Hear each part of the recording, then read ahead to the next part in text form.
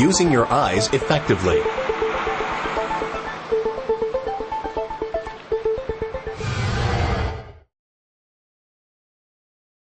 Using your eyes effectively while driving. Welcome to Using Your Eyes Effectively While Driving. We're going to explore the fascinating world of visual perception. And we'll answer questions like, what's the difference between the two types of information our eyes provide us with? Where on the driving scene should a driver concentrate most of his or her attention? And what's the effect of alcohol on a driver's visual perception? The answers to these questions and more in Using Your Eyes Effectively While Driving. The skill of safe driving is mostly in your mind, how well you think about what's going on around you. To think clearly and react quickly, you need information, and most of that information comes to you through your eyes. It's called visual perception, and it means your ability to notice many things at once. To get the right information to the brain, a driver's eyes have to move constantly, picking out the appropriate parts of the driving scene at the right time.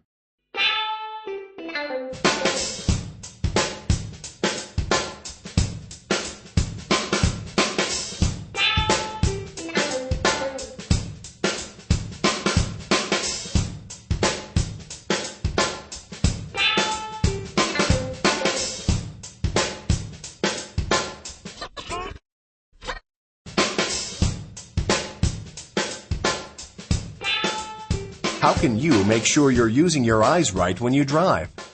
First, let's take a look at how a driver's eyes work. There are two types of vision, central and peripheral. Our central vision is concentrated in the spot that covers about 3 degrees of our visual field. Peripheral vision, or side vision, covers the rest. Central vision is a very small area in the middle of your total field of vision. But central vision allows us to make some very important driving judgments, like estimating distance and reading details in the traffic scene. Our peripheral vision, or side vision, is not as sharp as central vision, but it is more sensitive to light and motion. That's a good thing, because it helps us detect events to the side that are important to us, even if we aren't looking directly at them. Events like cars entering our field of vision from the side, or warning lights on ambulances, police cars, and other emergency vehicles. Central vision plus side vision make up the entire visual field, the main source for the information that every driver needs for safe driving. Most driver mistakes are caused by bad habits in the ways they use their eyes. Let's take a look at the best way to make our visual perception work for us when we're driving, because how you use your eyes will determine how safely you drive. Where in the driving scene should a driver concentrate the most attention? Most of a driver's attention should be concentrated on the vehicle's intended path of travel. There are 3 basic rules to follow in developing good eye habits for driving. First, aim high and look ahead, not down. The experienced driver's attention is focused on the road ahead, with the central vision following the intended path of travel. Second, keep your eyes moving. The good driver concentrates on selecting details in the traffic scene and on the distance between the car and objects ahead. Third, get the big picture. Search the whole scene, not just part of it. Check the rearview mirrors to see ahead and behind you. As you approach an intersection, watch for vehicles and pedestrians moving in all directions, for traffic control devices, and for anything else that might block your vision or otherwise increase risk. Now let's see how these rules work in some actual driving situations. Driving is primarily a task of information processing, but in order for us to learn what visual cues are important for driving, we must be able to describe the driver's visual search process. This is a representation of a driver's visual field. The oval area in the middle of the field represents central vision. The grayed area surrounding the oval represents side vision. When we drive, our eyes move in a series of rapid, jerky movements. Between each movement, the eye pauses for a fraction of a second, then darts to another part of the scene. These pauses are known as fixations. Now, even though these fixations are very short, they give the driver's brain time to gather important information from the eye's image of the driving scene.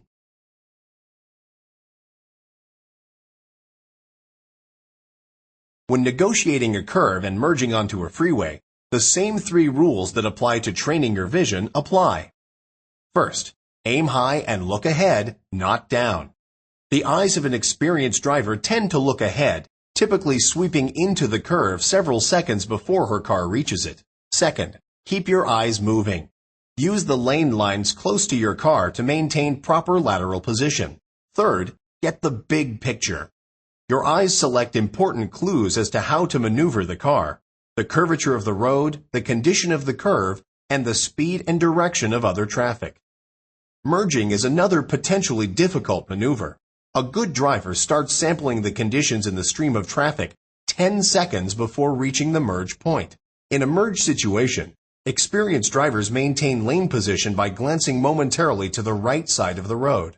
They always maintain an awareness of other traffic patterns developing around them. Train your eyes to follow the 3 rules. Aim high and look ahead, not down. Keep your eyes moving.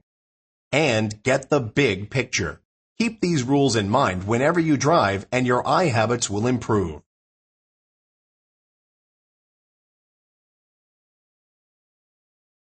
With experience, some driving tasks don't require every eye fixation to be directed only toward traffic and the path of the car.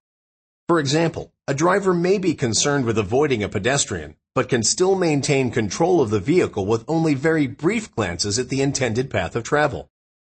Experienced drivers develop the ability to use side vision to judge distance.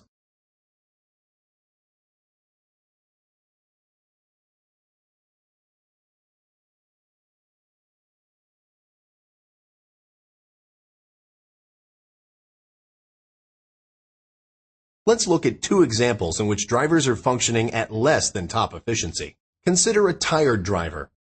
His central vision tends to fixate lower and to the right, often dipping all the way down to the road surface. Consider another driver, one who is mildly under the influence of alcohol. His example allows us to answer the question, what is the effect of alcohol on visual perception? Even though he isn't legally drunk, after only a few drinks, the effects of alcohol on his eye habits are readily noticeable. His concentration is failing. His eyes are staring straight ahead. His central vision is stuck squarely on the surface of the road. He notices nothing to either side. This is a very dangerous situation, both for himself and every other driver on the road. New drivers can train themselves to have good eye habits and effectively search the driving scene for important information that will allow them to drive more safely. To train yourself to use your eyes properly while driving, you must follow our 3 rules. First, aim high and look ahead. Give yourself a visual lead time of at least 20 to 30 seconds. That's about 2 city blocks at 30 miles per hour, 4 at 55. Second, keep your eyes moving. Roadway and off-road conditions are constantly changing. Search the scene for clues to these changes. Stay alert for changes on the roadway or potentially dangerous conditions that might require you to readjust the speed or position of your car. And third, get the big picture. Search the whole scene, not just part of it. Scanning helps you gather more information and keeps your mind engaged on the traffic scene, which reduces boredom and fatigue. Scanning also means checking your rear view and side view mirrors at least once every block in the city and once every 5 seconds in heavy traffic. Because of blind spots to the rear of and behind your vehicle, head checks are an important part of the scanning process. Always return your central vision to your intended path of travel and use your side vision for information along the edges of the traffic scene. That wraps up our presentation on visual perception.